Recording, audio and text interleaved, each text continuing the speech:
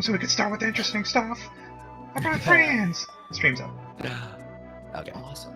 Yeah. But what I was saying is your comparison is very interesting. Where Saints Row is up. I think you said it was that. Yeah, streams up. I think it was. You said what that fucking Saints Row is to GTA as Metal Gear is to fucking military shooters. Yeah. Or military simulation game. Any military game that takes itself seriously, basically. Like, because they all take themselves too seriously. That's where Saints Row went right. Like, there were rumblings from the beginning, but around, like, kind of 2 and 3, they were like, oh, this is just ridiculous. Like, why take this seriously? And, like, it became so much more self-aware. Whereas GTA, Well, there was an article I saw very recently. I forget where it was exactly, but it was about, I think it might have been on Rock, Paper, Shotgun. It was on Johnny Gat as a character. And it points out that Johnny Gat is essentially a self-aware GTA protagonist character. Mm-hmm. And oh my God. He's not a good person. He That's isn't a good person by anyone's standards. Johnny Gat's a fucking monster. I mean, when you break him out of prison in Saints Row 2, he's on trial for what, 300 and something murders? You know, or something like that. And one attempted murder. One attempted murder. Yeah, one attempt. And 300 regular murders. But you break him out of prison, and he just, he's like, you know what? We're going on a shooting spree. We're doing all this crazy stuff that GTA protagonists do, but he does it with a good-natured smile, like, hey, this is just what I do. I'm not going to attempt to defend this by being moralizing. I'm going to say, I'm here to have a good time and shoot the hell out of a bunch of stuff, and if you want to come with me on it, that's great. And he sort of casts the character as a more straight man by default. Yeah. Puts the character in the position of being more straight-laced, like, oh, come on, Gat, we can't do that. Like, geez, we just broke you out of prison. We can't just shoot 50 more people. And Gat's like, the hell you say? Yeah. You know? I'm here to eat ass and steal Maseratis. And I'm all out of Maseratis. Like, fucking hell. Yeah, it's great. And Kojima does this very, very much the same thing with Metal Gear Solid, where, you're supposed to be you start out Metal Gear Solid 1, you're supposed to be infiltrating this base and sneaking around. And the first real boss you fight is a giant 400-pound Native American dude covered in tattoos with a fucking minigun.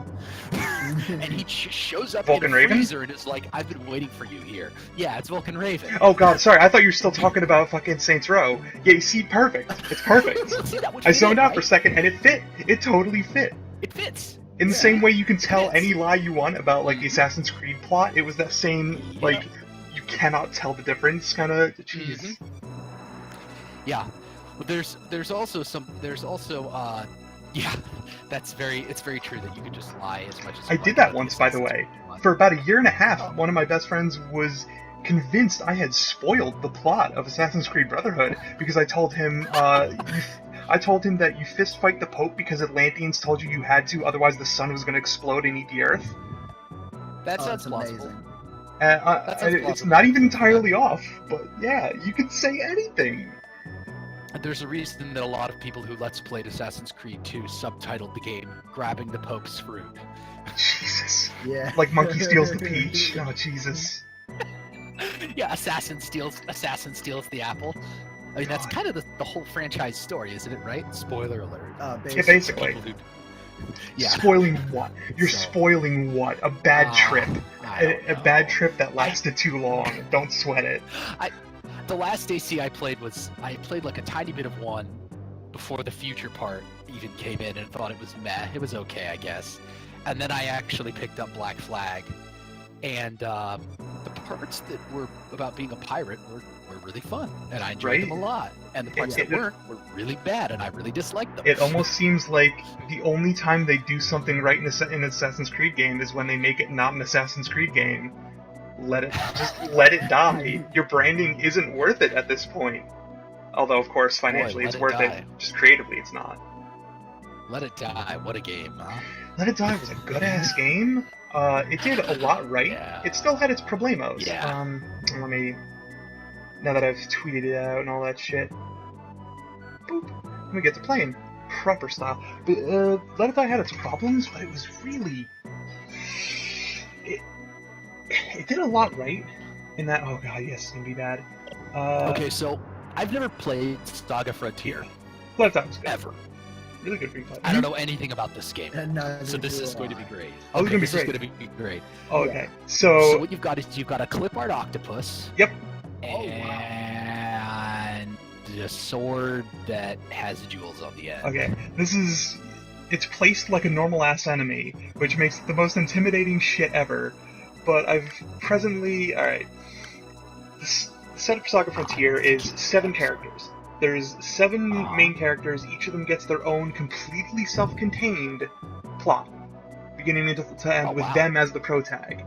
And a cast of 37 other characters, 6 of which are the other main characters as the supports of their story.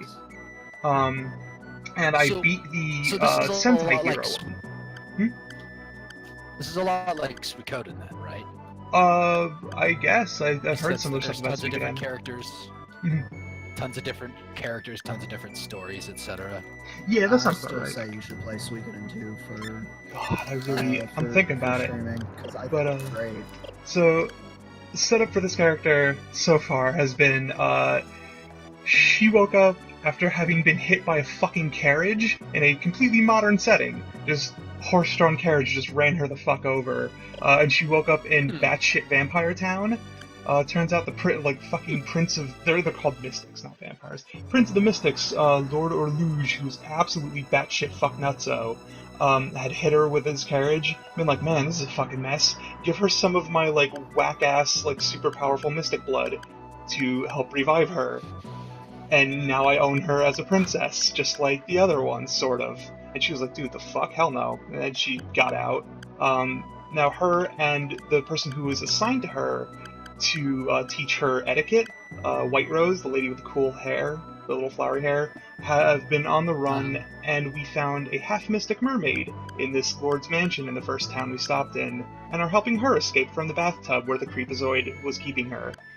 And we're escaping through the lord's basement and ran into a fucking kraken that's just chilling in this dude's basement for no discernible reason. So here we go. So this lord is a big aficionado of sea creatures, I guess. I would imagine so. And I hope I don't get my ass fucked. But I think I'm gonna... Now I have a treat for the stream as well. I have purchased a great variety of strange and unique candies and types of Pocky. Oh wow. And I have just opened up Pocky Squeeze. Great flavor. 70% something, because I'm kind of functionally illiterate in Japanese, unfortunately. But this is apparently grape Pocky. And I don't know what it's going to be like, so we're going to find out in a moment. But I bite into this Pocky. And we'll find out if I get tentacled, like super hard. Well, it's good. See, it's a grape flavor. Oh shit. Wow. Wow, one of those was an instant. Oh my god. Oh fuck. So, I was worried before I started this, thinking, you know, this is gonna be bad and I should probably, on my off time, fight the boss, look up a guide, make sure I can kill it. Because I remembered I stopped right before this. Wow. That's a hell of a... wow. Yeah, and this is a game where generally you're not supposed to grind too much. Since it seems to be immune to stun, I guess, fuck me. Woof. No, wow, that's... So the way the mermaid casts spells is... It just lies down like it's posing for Playboy or it's Play super Squid, weird, right? and then it rains on it. It's a little weird, isn't it? I can't see it from the front, so I can't pass judgment on how weird or not weird it I is. don't know what Victory Rune does, but I think it wore off after she got fucking Shrek'd. A weapon power up. This grape Pocky is interesting. It's very grapey. It tastes grape, yeah, like things that you would smash to make wine. Nice. It Doesn't it strong. tastes. Yeah, it actually does what it's supposed to. It tastes just like grape. It doesn't taste weird or scary at all. Now Kind it's of a not letdown, though, I guess. right? It's like actual like fruit taste grape, or what are we talking about here?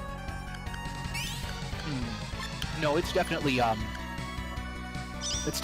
grape flavor. Jesus, what the fuck am I doing here?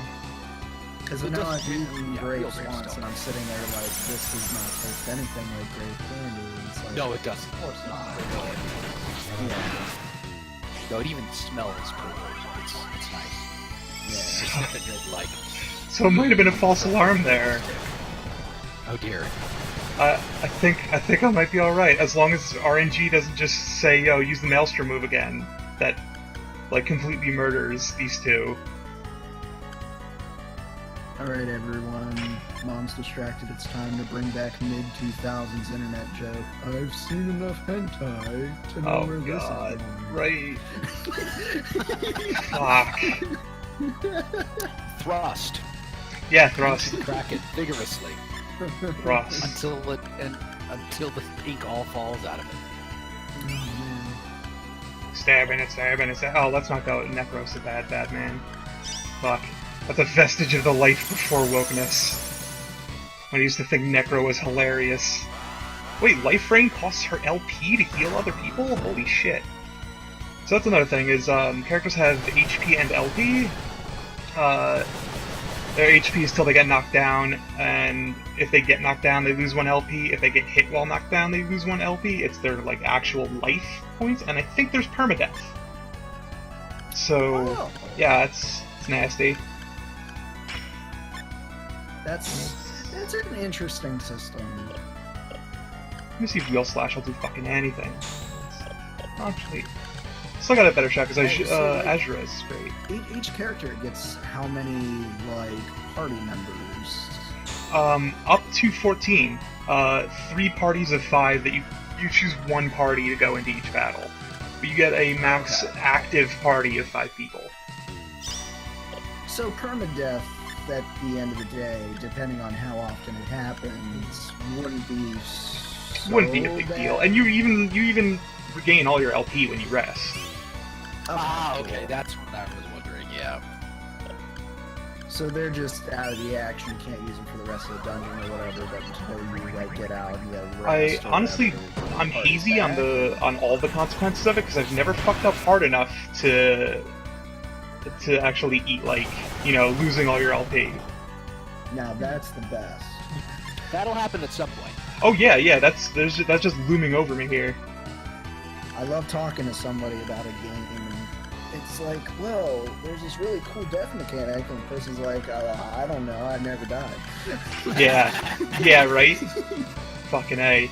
It's like when you get the cutscene, oh, we're sorry about your first death, like in Let It Die or whatever, like 40 hours in, like I did, when I was most of the way through the game.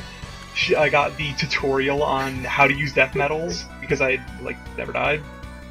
Yeah. Beautiful, actually. Yeah, although it meant playing in the most, the most slothful, nerve-wracking fashion. Yeah. I got that cutscene on the 3rd floor or something. Please work. I died. Oh, wow. Yeah, a lot of people died. Oh, thank fuck it's dead. Alright. Speaking of death, yeah, Let It Die is a game where you die a lot, unless you played a shit ton of Souls for, like, over 1,000 hours, and you can adapt to it well. Oh, I got Rune Magic Hydra, nice.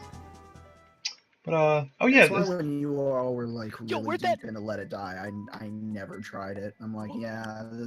Where'd that mermaid get that sword from? Why The did Shadow that mermaid Dagger? use that sword during the fight? What, Shadow Dagger? No, during the victory, when the mermaid did her victory pose, she whipped out a giant sword. Oh, did she? Where'd I that didn't sword even come notice. She had it. She It's just whipped not out a very. giant sword. She's It's just going not very on you, man. good. It's just not very good. It's attack power 9, and your basic ass steak knife is 7. The Azura that my main character was using is 70. So it's like, I tried it for the status effect attack it had, but it's fucking nothing. Fun fact: that Azura that just saved me, you're not even guaranteed to get it. Oh wow. you can miss it in Acellus's like intro sequence in the place she can never go back to, and you have to buy it with a permanent reduction to her LP.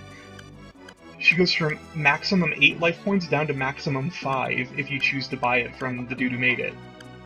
Which is cool. Yikes. And that's at the beginning of the run, which I thought was actually really interesting. Because you can bargain like a permanent like lower limit in exchange for probably one of the strongest swords in the game, like right from the start. Oh fuck me.